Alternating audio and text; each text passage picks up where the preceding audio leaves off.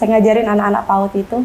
Kesininya jadi kok kayak ada perasaan kayak hancur gitu loh Pak hatinya. Saya kemarin tuh cuman makan nasi tuh ya Pak ya, sisa-sisanya tuh saya rendam lagi jadi bubur. Saya cuman bilang sama Allah tuh, ya Allah kalau kamu takdirkan aku besok makan nasi, mudahkan segalanya. Alhamdulillahnya itu saya ditelepon sama ketua yayasan di sini Pak, dikasih beras 5 kilo itu, ya Allah seneng banget Pak. Harta, ketampanan itu nggak ada apa ya, nggak ada nilainya kok kalau kita nggak bahagia. Yeah.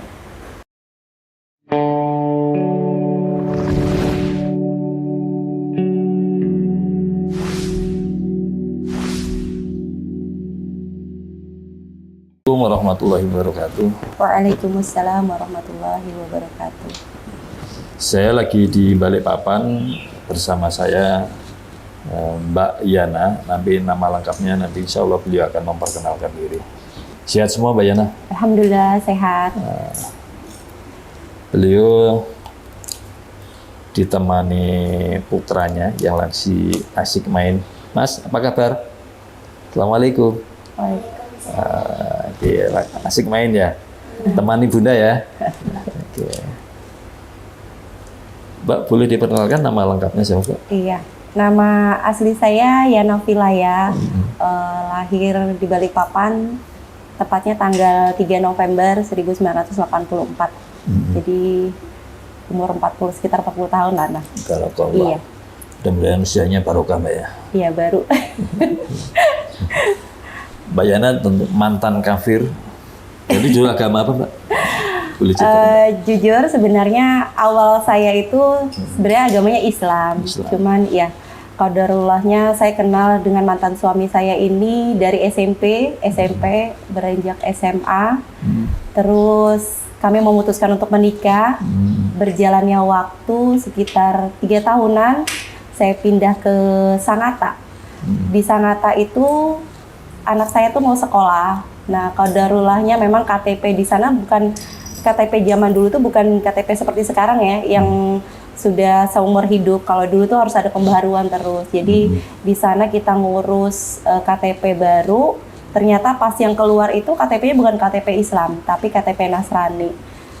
Karena memang saya sayang dengan keluarga, ya saya mengikuti alur dari mantan suami saya, Pak. Jadi orang tua, ayah ibu apa? Islam. Oh, Islam. Sulawesi, iya. Sulawesi. Oh, Sinjai. Kemudian menjadi kafir karena menikah. Karena menikah. Ya.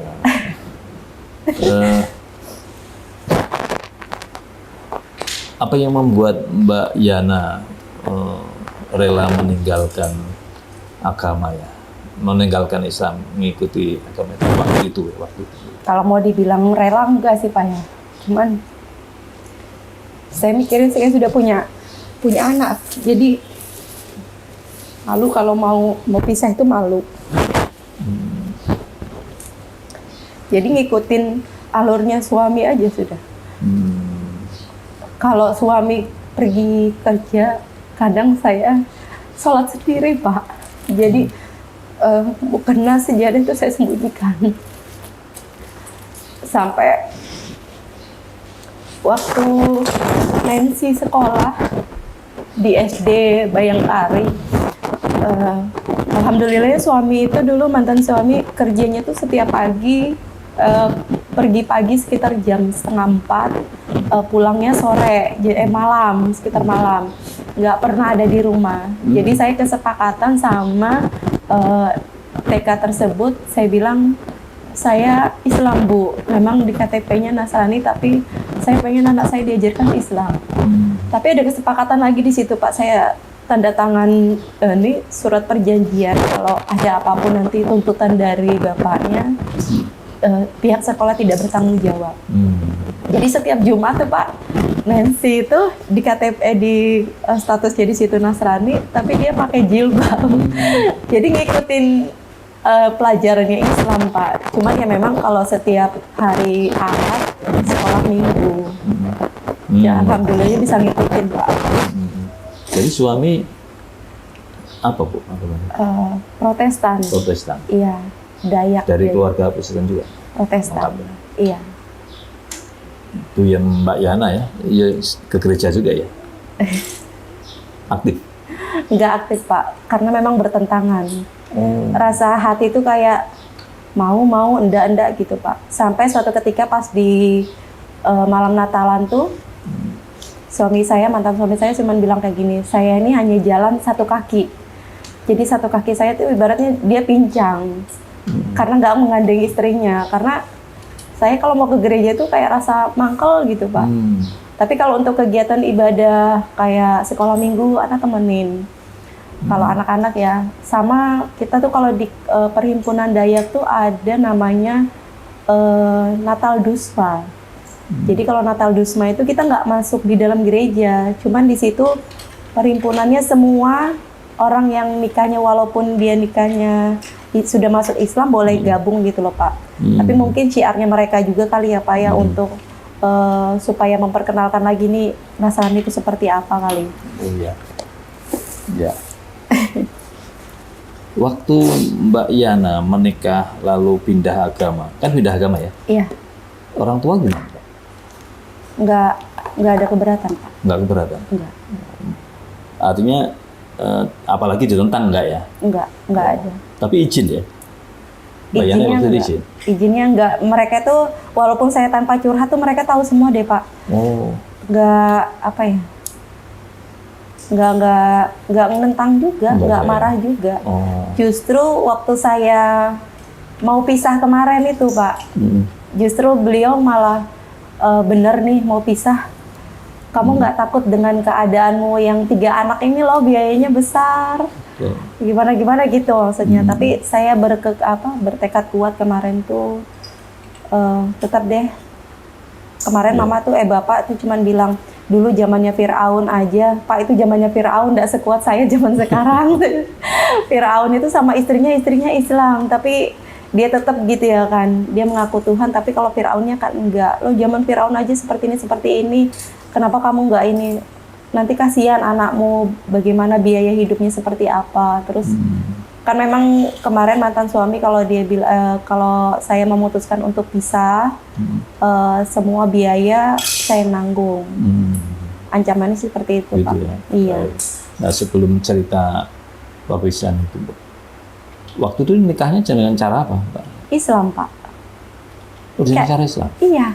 Makanya saya tuh waktu pengurusan berarti, KTP itu saya berdasarkan buku nikah. Jadi saya nggak sampai kepikiran mau dikafirkan di situ, enggak. Jadi kalau mau dibilang saya ini masuk Kristen, tapi tanpa sepengetahuan. Iya, tanpa sepengetahuan saya. Oh, tadi suami kalau gitu waktu itu Dulu Islam juga. Islam ya, masuk Islam. Iya. Memang itu persetujuan atau kesepakatan sejak awal atau gimana? Iya, kesepakatan di awal Pak. Oh gitu. Mintanya Mbak Yana begitu. Iya. Oh, jadi oke, saya mau menikah dengan kamu, tapi kamu masuk Islam gitu ya? Iya. Tapi dalam perjalanannya dia kembali Pak. Oh, kembali ini aktif ke gereja lagi? Gitu. Aktif ke gereja lagi. Tanpa ngomong dulu dengan Mbak Yana? Nggak ada. Terus reaksi Mbak Yana sendiri seperti apa ketika tahu suami aktif ke gereja? Ya itu karena cinta tuh ya Pak ya, jadi saya nggak memikirkan embel-embel ujung-ujungnya itu seperti apa, nggak pernah memikirkan itu. Ya, tanpa bertanya, dan Mbak Yana juga ikut akhirnya. Mengikuti. Jadi kalau setiap Natalan ya ikut Natalan. Bedanya kalau saya pas Lebaran saya nggak pernah merayakan. Tapi kalau Natalan saya open house. Dan awal-awalnya enjoy saja gitu ya? Enjoy Pak. Ya namanya cinta buta Mbak ya. Tidak merasakan apapun ya Pak ya. Sampai akhirnya saya hijrah ke Balikpapan nih Pak. Saya hijrah. Dulu tinggalnya di mana? Kami dulu pindah-pindah. Jadi pindahnya tuh dari Handil ke mana? Ke Sangatta, ke Tenggarong, L seberang ya kalau nggak salah itu. Di Tenggarong tuh ada namanya Kampung L. Karena pekerjaan ya? Pekerjaan Pak. Saat ini beliau jadi supervisor di PT apa. Kalau kemarin terakhir Bareng dia itu di PT Sriwijaya, bagian supervisor beliau. Supervisor pupuk. Ya, pupuk. Jadi secara ekonomi mapan gitu ya? Alhamdulillah mapan, Pak. Cuman saya memang orangnya nggak bisa diem, jadi setiap ada ada momen lebaran atau apapun itu saya jualan. Ramadan pun saya jualan, Pak. Cuman memang tidak diketahui oleh mantan suami. Saya memang suka jualan. Mapannya seperti apa, Pak? Punya rumah? Kalau rumah memang kita ada rumah di Karyangau. Tapi karena memang kondisinya kita pindah-pindah itu ya, jadi kita nggak memprioritaskan rumah. Tapi kalau untuk saat ini kami sudah ada rumah di Karyangau. Terus ada kendaraan, ada mobil? Kendaraan. Kalau mobil enggak. Oh, motor. Iya. Ya, untuk kebutuhan hari-hari mapan lancar. Alhamdulillah ada sih, Pak. Iya. Iya. Berkecukupan lah kalau saya bilang tuh. Iya. Karena kalau setiap beliau datang ya kita dia jalan-jalan, senang-senang sama teman anak-anak. Dari keluarga, orang tua, saudara tidak ada keberatan. Kalau dari teman-temannya Mbak Yana sendiri, apakah ada pertanyaan ketika Mbak Yana pindah agama ke Protestan? Mungkin teman-teman dekatnya. Saya minim teman, Pak. Oh, gitu. Dulu. Jadi nggak ada yang ini. Justru pas saya sudah pindah Islam, baru mereka bertanya-tanya. Jadi pisah sama suami gitu? Iya, pisah sama suami. Iya. Baik Mbak Yana. Nah, lalu gimana ceritanya Mbak Yana? Ini awal kemudian kembali ke Muslim ini ya. Iya. Ceritanya gimana? Kemudian bahkan berani mengambil risiko yang hanya sedikit orang yang mampu berani mengambil itu. Hadirkan kembali kebahagiaan mereka di momen Idul Kurban bersama Lasnas BMH. Kurban tanpa batas. Bahagia dengan berkurban. Saya awalnya itu, Pak, dari Sangatta, dari Tenggarong pindah ke Balikpapan. Jadi sekarang ngajar di Mawar Saron. Gereja Mawar Saron ngajar PAUD di situ. Oh, Mbak Yana ngajar di gereja di PAUD miliknya gereja. Iya, Kusuma Mulia namanya. Di situ alhamdulillah saya diamanahin jadi kepala sekolah mengembangkan PAUD tersebut. Kondisinya di PAUD tersebut juga menerima anak-anak muslim dan di sana tidak ada guru muslim. Jadi di situ lama-lama ngajarin anak-anak, sudah saya belajar lagi nih jadinya. Belajar muslim, saya ngajarin anak-anak PAUD itu. Kesininya jadi kok kayak ada perasaan kayak hancur gitu loh, Pak, hatinya. Saya keluarnya nggak pakai jilbab, tapi ngajar di sekolahan itu, anak-anak itu kenalnya saya dengan muslim gitu. Orang Islam, bukan Nasrani. Walaupun backgroundnya saya nggak pakai jilbab. Ya, dari berkecamuknya hati itu ya, Pak ya. Setiap tahun saya juga nggak pernah ngerayain Lebaran. Tetangga saya juga semuanya pada Muslim. Ada satu malam itu pas takbiran, saya ingat sama nenek. Nenek saya yang sudah meninggal. Allahumma Dari situ saya dapat mimpi-mimpi terus, Pak. Mimpi kayak nenek itu kayak sakit sengsara di kuburan itu, Pak. Akhirnya sudah dapat beberapa kali mimpi tersebut. Saya cobalah tanya sama teman-teman yang memang anak murid di Kusuma Mulia tersebut. Coba Mbak Yana pergi ke Ustazah Ani, beliau bisa loh kalau mau sharing-sharing aja. Nah, Ustazah Ani itu kalau nggak salah dulu tinggal di Kilo 5. Saya ngobrol lah di situ. Lah berarti dengan kondisi saya seperti ini, beliau bilang kalau saya itu berarti sudah murtad, Pak. Jadi saya nggak mau dong kalau dibilang murtad. Saya bilang, bagaimana kalau mau ini lagi katanya, mau ikrar lagi. Oh, Masya Allah. Mau nggak, Pak? Jasakailah. Oh, iya. Mbak Yana mau ini lagi, mau masuk Islam. Saya mau, tapi boleh nggak kalau masih ngumpul sama suami? Ya nggak bisa katanya. Kalau ngumpul sama suami itu sama aja kayak kumpul kebo katanya gitu. Yang saya pikirkan tuh Pak bukan hanya masuk Islamnya, tapi bagaimana kehidupan anak saya 3 ini. Dengan gaji di PAUD itu hanya 300.000. Dengan biaya mereka yang sangat, yang wah menurut saya ya besar. Dan suami juga dulu tuh, sebelum saya itu juga saya sudah sering-sering sama suami bagaimana kalau aku masuk Islam. Bagaimana aku kalau kembali ke Islam gitu.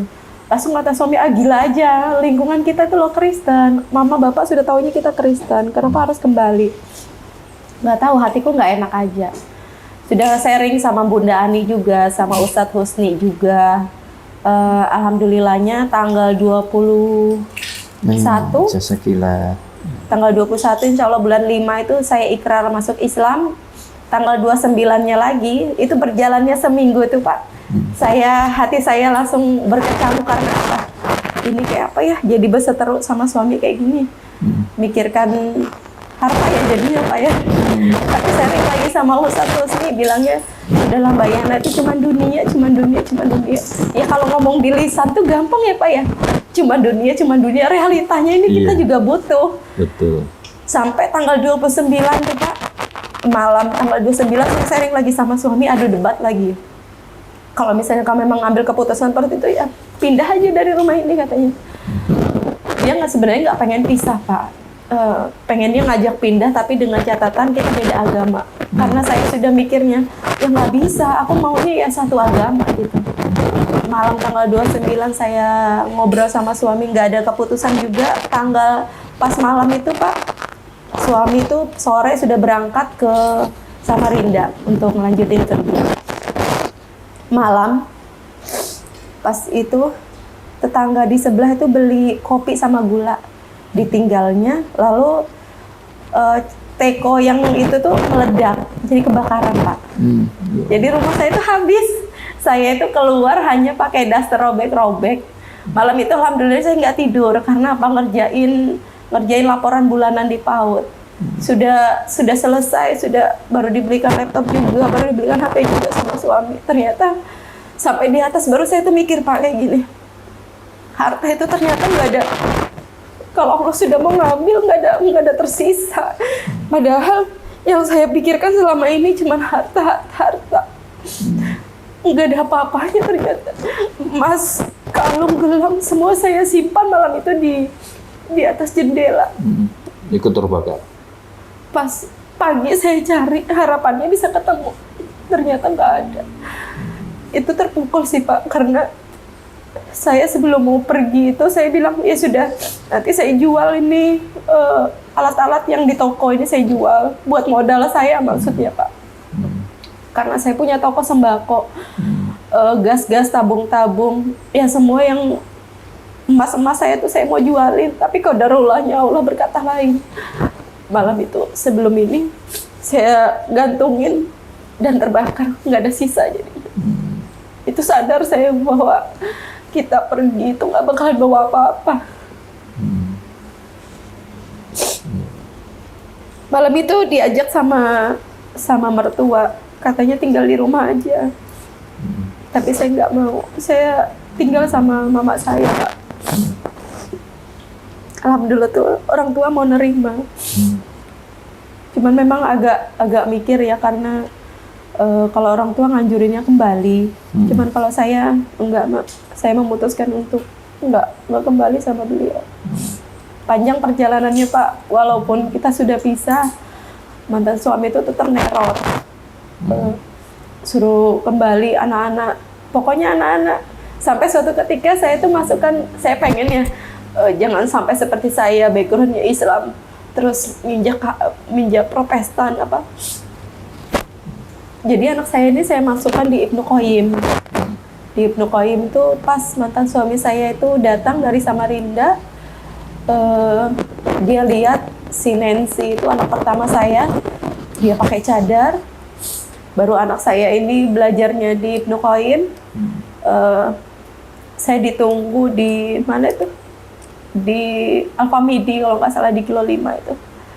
Dia nggak suka dengan Ibnu Qayyim, bilangnya situ kampung teroris katanya. Itu anak yang keberapa? Ini. Iya, si abang. Saya masuk. Emang tahu teroris? Bang, Bang, kok bisa bilang kampung teroris? karena berjenggot Pak, Oh, berjenggot, dibilangi celana teman. cingkrang. Iya, kampung teroris katanya kayak gitu. Kalau saya nggak mikir kampung teroris, yang penting anak saya itu dapat ilmu agama. Jangan seperti saya, walaupun basicnya Islam, tapi ternyata bisa jadi kafir juga di tengah jalan. Walaupun saya tidak menginginkan itu ya Pak ya, cuman berjalannya waktu karena cinta, ya jadi seperti ini Pak. Tadi bersyahadat kembali itu tahun berapa tuh? 2018 Pak. 18 ya. Iya, di Istiqomah. Di Istiqomah. Iya. Dan sejak itu kemudian mengambil pisah dengan suami. Pisah dengan suami itu setahun kemudian baru saya gugat cerai suami karena memang Resmi ya. resmi Pak, Sejak itu kemudian Mbak Yana hidup mandiri. hidup mandiri. Nah terus untuk kehidupan sehari-hari dengan 3 anak, bagaimana Pak setelah itu? Saya setelah kebakaran itu kemungkinan ada sebulan atau 2 bulan ikut mama ya. Cuman karena di situ ada 3 kakak yang tinggal, saya juga merasa kayak kurang bebas, kurang nyaman walaupun ikut orang tua. Saya pikirnya mending saya memutuskan untuk menyewa walaupun makan seadanya. Jadi alhamdulillah saya nyewa Pak. Alhamdulillahnya juga saya dikelilingi teman-teman. Nyewa rumah atau? Nyewa rumah. Rumah. Nyewa rumah. Alhamdulillahnya saya dikelilingi teman-teman yang memang support saya gitu.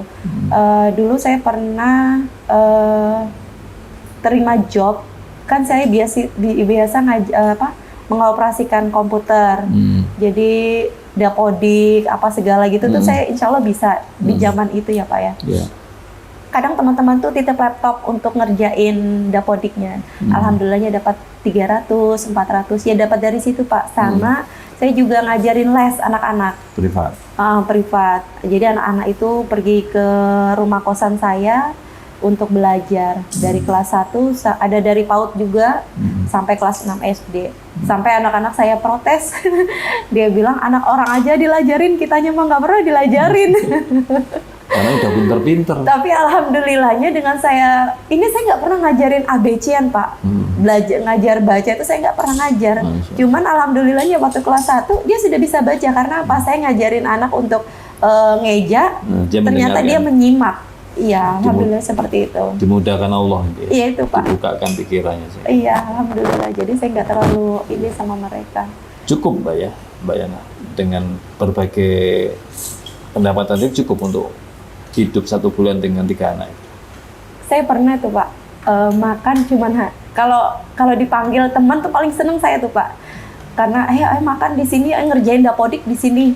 Nanti tuh dikasih makan di situ Pak, saya bungkus. Atau di tempat warung-warung tuh saya diajakin, saya bungkus buat makan di rumah. Saya nggak mau bilang saya kere di depan orang tua atau di depan mantan suami. Nggak mau Pak. Saya juga nggak pernah ngemis. Nggak pernah minta-minta. Walaupun sebenarnya orang tua tuh tahu kondisi saya tuh seperti apa. Alhamdulillah cukup kan Pak. Sampai suatu ketika saya posting posting di WA. Saya kemarin tuh cuman makan nasi tuh ya Pak ya. Sisa-sisanya tuh saya rendam lagi jadi bubur.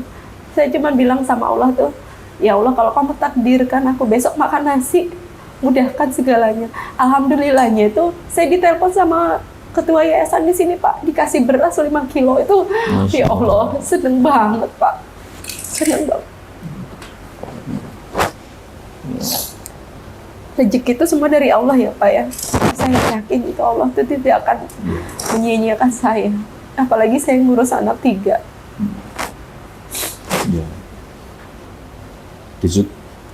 Pendapatan sedikit tapi kemudian dicukupkan oleh Allah. Ya. Karena ada juga orang yang pendapatannya besar tapi nggak cukup. Betul itu Pak. Karena ya untuk akhirnya nggak cukup juga. Jadi memang untuk kecukupan itu wewenang Allah Pak ya. Iya. Rasa syukur sih Pak ya. Ya. Gaji sedikit tapi cukup. Iya Pak. Ya. Entah dengan cara apa gitu ya. Kadang-kadang makan sama tahu tempe aja nikmat. Tapi ketika uang banyak, makan dengan segala lauk pauk terasa tidak enak. Betul tuh Pak. Ya alhamdulillah. Baik. Anak nggak, gimana Bu anak-anak? Dari semula cukup lah ya, kemudian hidup secara terbatas itu anak-anak gimana? Alhamdulillah mereka bisa mengikuti alur saya ya Pak ya. Saya dudukan mereka sama-sama. Saya bilang kita nggak berlima lagi, tapi kita berempat. Insya Allah dengan berempat ini kita saling menguatkan. Kalian tahu kondisi ibu seperti ini, gaji. Ya saya bilang gaji ibu cuma seperti ini seala kadarnya. Ya harapan ibu kalian bisa mengerti dengan keadaan kita. Waktu itu nggak bakalan di sini aja kok nak. Kita nggak bakalan stuck di sini. Kalau kita mau usaha, insya Allah roda itu berputar.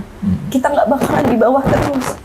Tapi intinya sekarang ibu mau berempat ini kita saling menguatkan, saling belajar, saling bersyukur, saling support.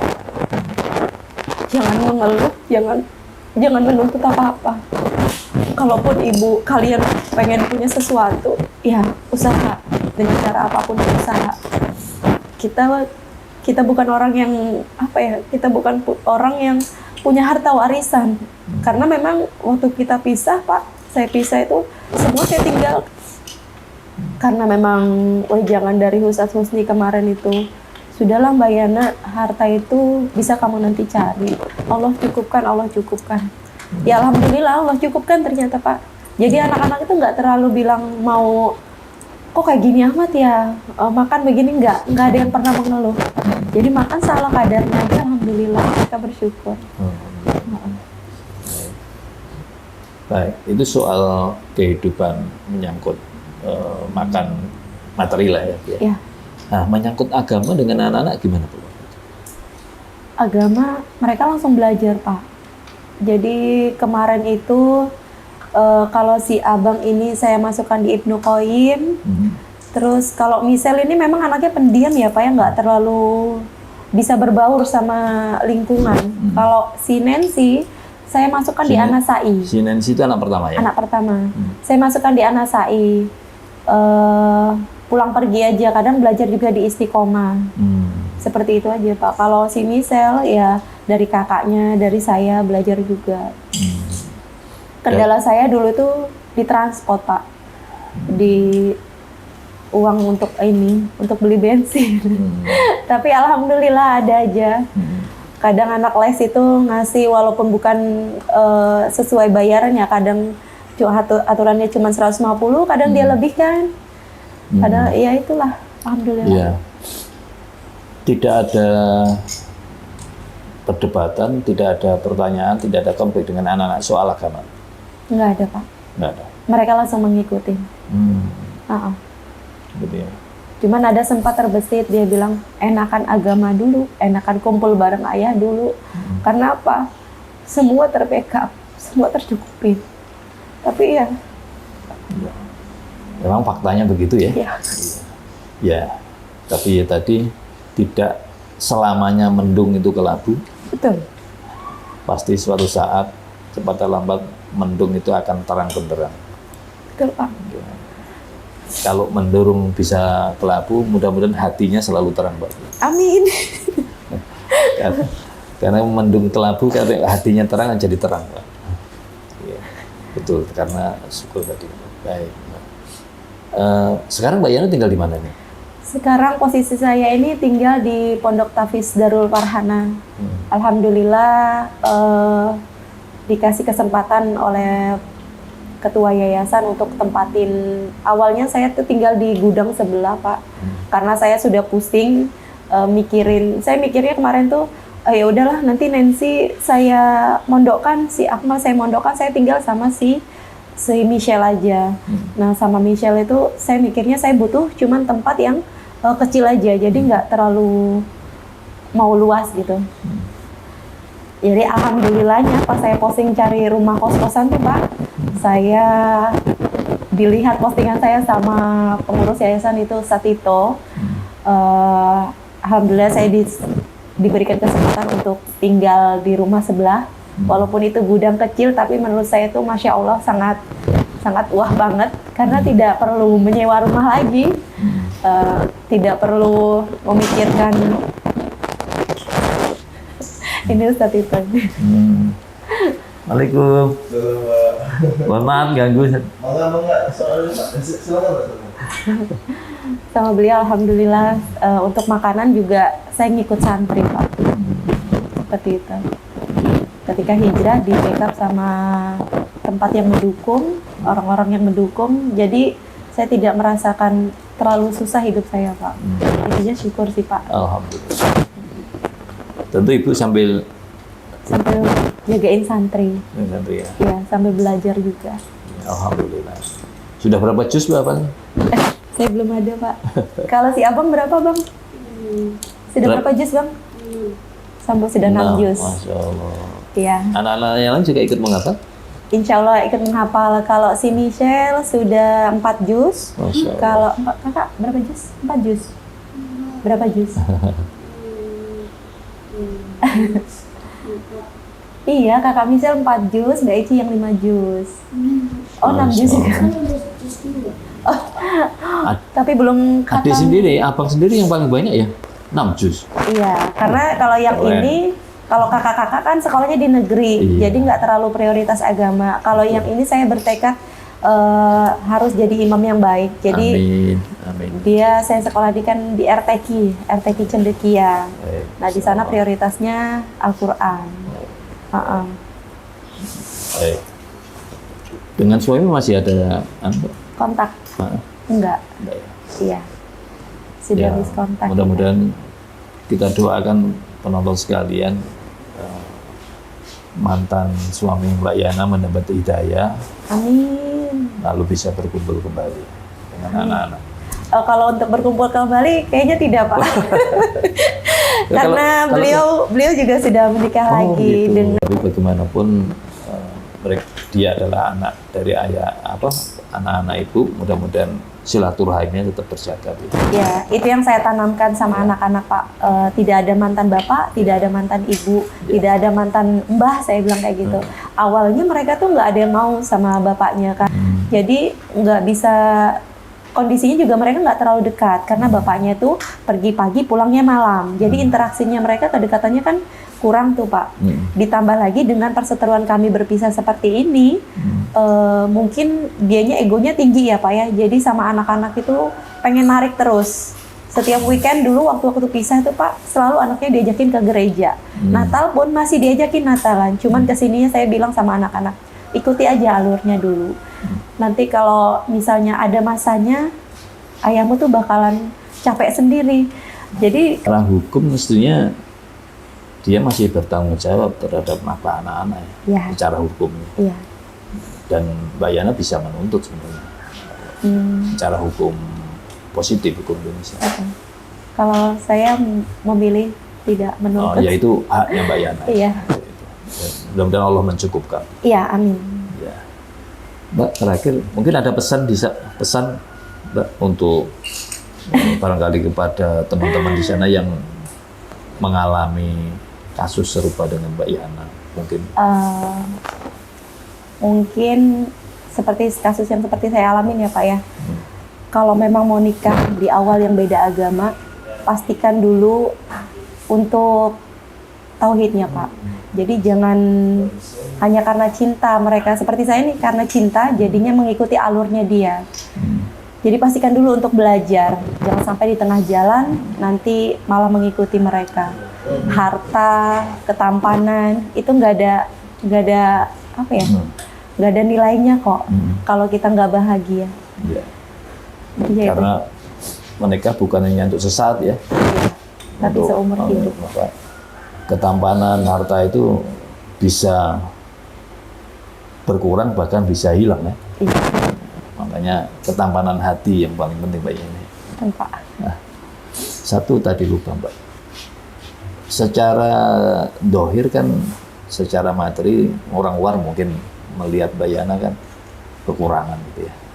Tapi Mbak Rana sendiri merasakan kayak apa, Mbak? Saya tidak merasa kekurangan, Pak. Masya Allah. Iya. Apa yang ada di dalam hati kemudian? Karena saya yakin kalau di saat kemarin saya terpuruk aja Allah bantu, di saat seperti ini pasti Allah juga bantu. Ini saya ikhtiar lagi mau pergi umroh. Saya bilang, Lebih saya minta bisa berikhtiar dongeng. umroh. Iya, saya ikhtiar pengen umroh. Allah, amin. Saya bisa dongeng, Pak. Jadi setiap saya dapat kafalah dari infak dari dongeng, saya tidak ganggu gugat kecuali ambil uang untuk transport, saya masukkan di kotak. Oh, Mbak Yana seorang pendongeng. Iya, Siap di memanggil, perpustakaan. dipanggil ya? Iya, siap. Iya, Mbak. Di perpustakaan Iya. biasanya. Penonton sekalian, kalau ingin menghadirkan seorang pendongeng untuk anak-anak, untuk sekolah ini, Mbak Yana siap hadir, khususnya di daerah Balikpapan, Mbak. Iya. Udah lama ini jadi pendongeng? Sudah sekitar berapa ya? 3 tahunan ada, Pak. Pernah dapat juara dongeng? Nggak pernah ikut, Pak. Cuman kemarin pas ikut workshop Bunda Fitri itu ngadain di Samarinda, alhamdulillah saya dapat juara 2. Alhamdulillah. Iya. Istri saya nomor 1 di Sidoarjo. Masya Allah. Pernah dibawa ke Jakarta. Kalau andai kan di Jakarta menang, waktu itu mau ke Belanda. Masya Tapi di Allah. Jakarta kalah. Ikut kampung dongeng nggak, Pak? Enggak. Oh, enggak. Otodidak belajar sendiri. Hmm, Di beberapa kali di Sidoarjo juara, terus terakhir juara 1 di Sidoarjo. Tapi nggak pernah mendongeng di depan suami. beda, Pak, dongeng. Baik, Mbak Yana. Jadi secara hati gitu gimana, Pak? Setelah kembali ke Islam dengan segala ujian yang tadi. Lebih tenang, Pak. Lebih tenang. Bener nih, Mbak? Iya, Lebih tenang. lebih tenang. Efek dari ketenangan itu apa yang dirasakan saat ini? Ya ngelakuin apa aja tuh kayaknya selama itu di jalannya Allah ya bebas aja, Pak. Nggak kayak terpaksa. Kalau dulu kan sama mantan suami mau ibadah kan tunggu dia pergi dulu baru ibadah. Oh, Mau puasa pun kayak gitu, di saat-saat suami memang kerja baru bisa puasa. Kalau jadi dia dulu tetap sholat. sholatnya ala-ala, Pak. Oh. Walaupun tidak genap 5 kali, tapi Enggak sholat 5 waktu. Oh. Heeh. Ya, tadi bilang kalau ibadah nunggu suami pergi itu ibadah apa? Kan ada duhur, asar, itu masih sempat lah kita kejar. Oh, Kalau suami Iya, kan iya. pergi kadang subuh, habis sholat subuh tuh baru beliau pergi kan. Kadang jam 6 bisnya baru datang. oh jadi tuh subuh, duhur, asar, sholat. Iya, bolong-bolong deh, Pak, pokoknya. Iya, iya. Mudah-mudahan diampuni oleh Allah. Amin. Baik, Mbak Yana, terima kasih ini atas ceritanya. Mudah-mudahan menguatkan kita semua. Amin. Dan kepada teman-teman yang di luar sana, perhatikan pesan dari Mbak Yana tadi. Lihatlah calon pasangan Anda sebelum menikah. Betul. Jangan kau korbankan iman Agama. ya hanya untuk bukan sebuah ya, untuk dunia ya. Nah, karena dunia itu tidak abadi, yang abadi adalah di akhirat. Betul. Daripada dalam perjalanan selama dunia mengalami ketekanan batin, ya, Betul. lebih baik mempertimbangkan lebih matang lagi. Terima kasih Mbak Yana, kurang Sama-sama. lebih mohon maaf. Ya. Assalamualaikum warahmatullahi wabarakatuh. Waalaikumsalam warahmatullahi wabarakatuh. Baik.